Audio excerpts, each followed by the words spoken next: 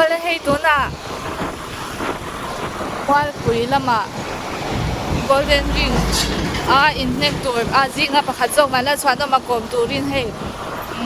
Khelo State Center lam panin kan kal thona Khelo India State Center for Excellence lam panin kan kal hei pasang phele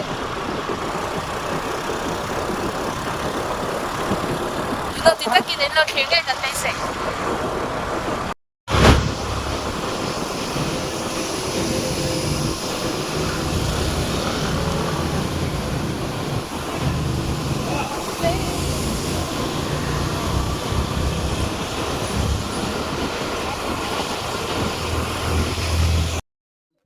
Ole voina kabula hianin vanal chhuano ma thale August ni somni pakwa golden ring a in nek tur zinga apakhat zawk a awma voina hian komna hun toite I kan nei anga tun in nek tur bik a hianin in pua chana sa to em pua cha na sa ve pa ngai chu ni me jing le tla ya tin training hun pa ngai training ron ta chung vel chu ni mai chu ti pua cha tha chu ni ver mai ale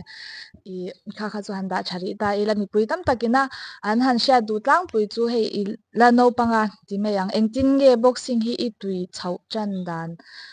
I min shil theingem boxing kat tui cho chan dan chu te ma kan te ve deuh la khan profit ve li kan en ve thin na chon khang ve la tang khan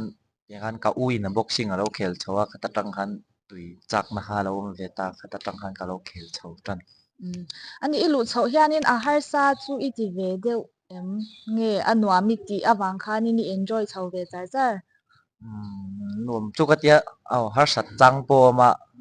chak reng thei chang po lo ta chak lo chang te po lo ve ta ka tiang an wa ngai ani mai hei har boxing chu lo tin tu chon ai thorim ve nga ya training thata nga ya diet engkim uluk ngai ta mani in enkol uluka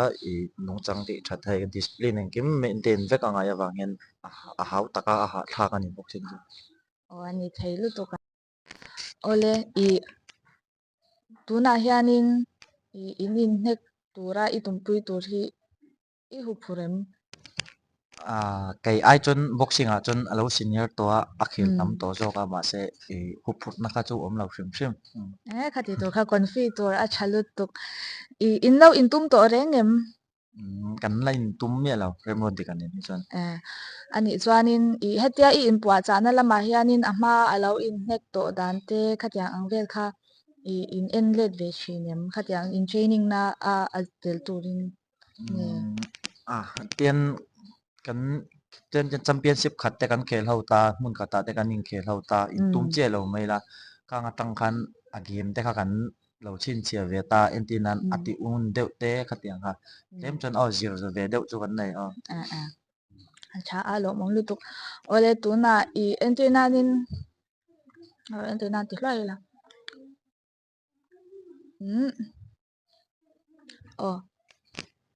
state a hianin tuna nangma in Mizoram state bika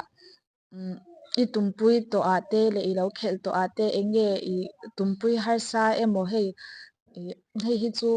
krema ka than ve deuh anga ya ni ti a han ngai to na te moril ru han sen deuh na te I neiyam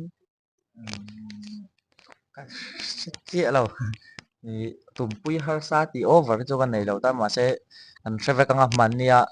khelo youth games a gold medal la ta Samuel Zadeng kha han eng han kan lin tum ve nol to ta awan nei zo ka chong gala tang vek tho ta kha tumpui chu la har ve deuh ber ke mana mizo boxer ka nek to chon ani le north east a te in khela national level a anga te in khel ta te ro khatiang anga khanin nangma ina I lo sha dan angin mani mizo pui khel pui le namdang khel pui kha enge adang lam na ni ai sha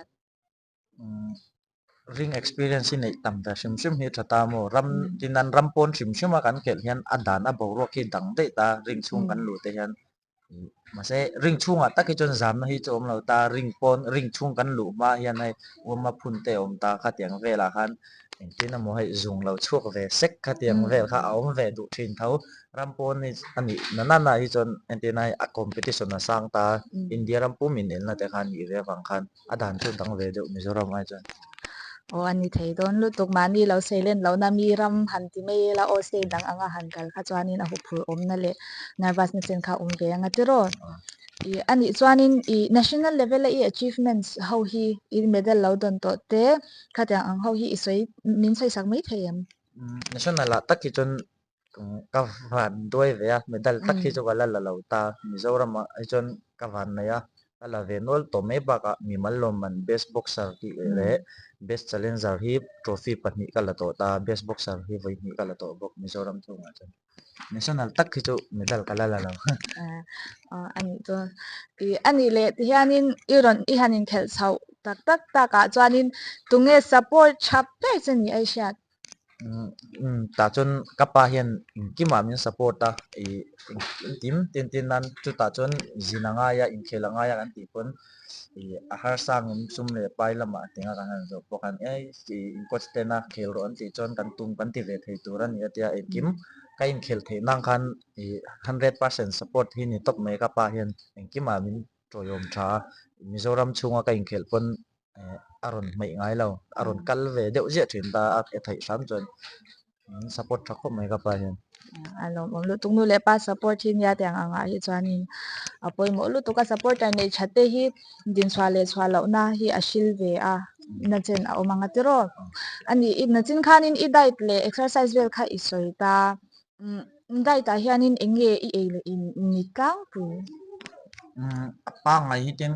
ai pa ngai mi pa ngai yang to pi kan ei ta chuan championship te tinga kan in khel do na weight cut alo ngai hian kan in control ta a chang chon weight cut ne ma ngai deuh chang pe chon hei vai ho ai yang chin roti te kan ei ta sabji tlem nen te kan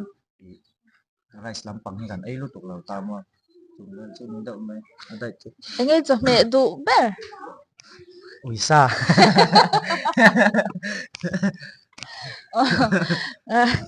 chu chadon lu tuk e uisa hi shisel a tiro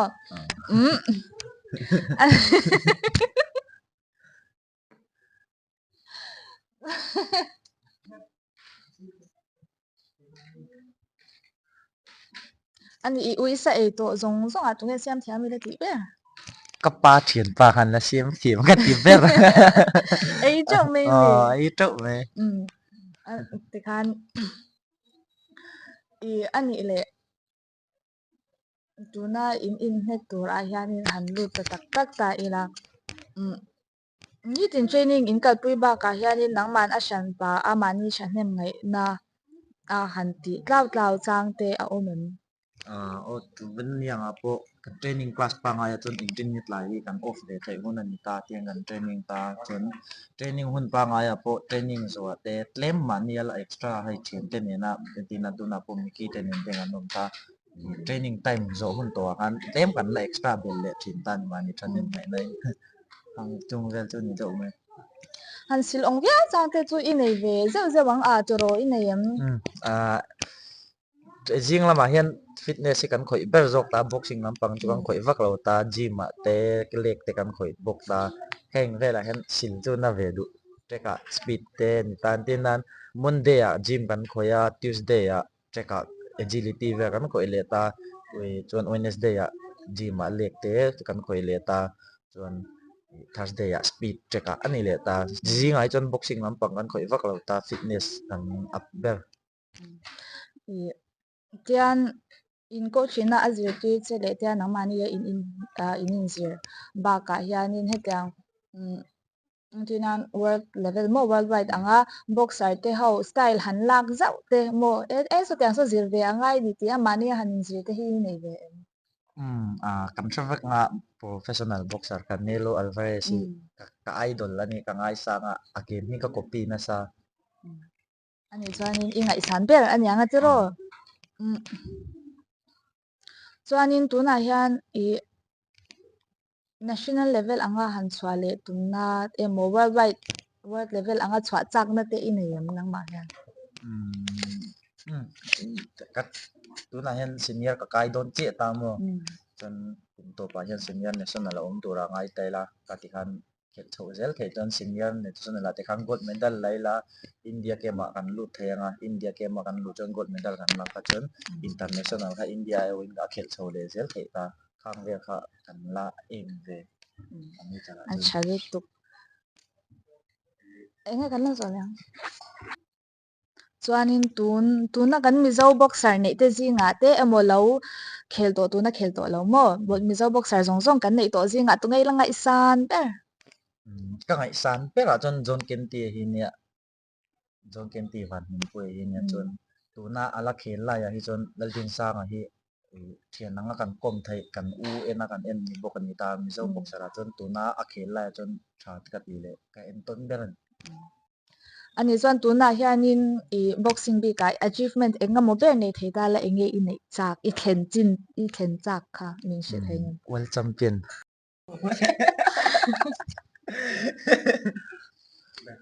ole tian tuna nula tam tak boxing lo en chin te he eng lo profile anga te po kal active lut tuk mei an tama isya anga heng tan hianin zona kanaya vacancy hi ala om rengem à cái thầy dom mình dom tu tan cho nó là ông tu rang hay không ole nula ho te kha hey ka chang tu pa tu hian ke thei do ma do manga ya chu tiang in huam tan chuan in vacancy ala omani o poimo lut tu kha kha ani le mei che anga hianin type deuh han du big deuh mo chair lam thau lam sam sei sam toi tiang te hi preference hi nang mani neim à này ba cấp một phát đi lắm mụ ta nó gì đó này mấy mày chê chứ à sấy lo cái vắt thầy lộ ole tu po tan chen sa om ti kha kan han sei du ani o chu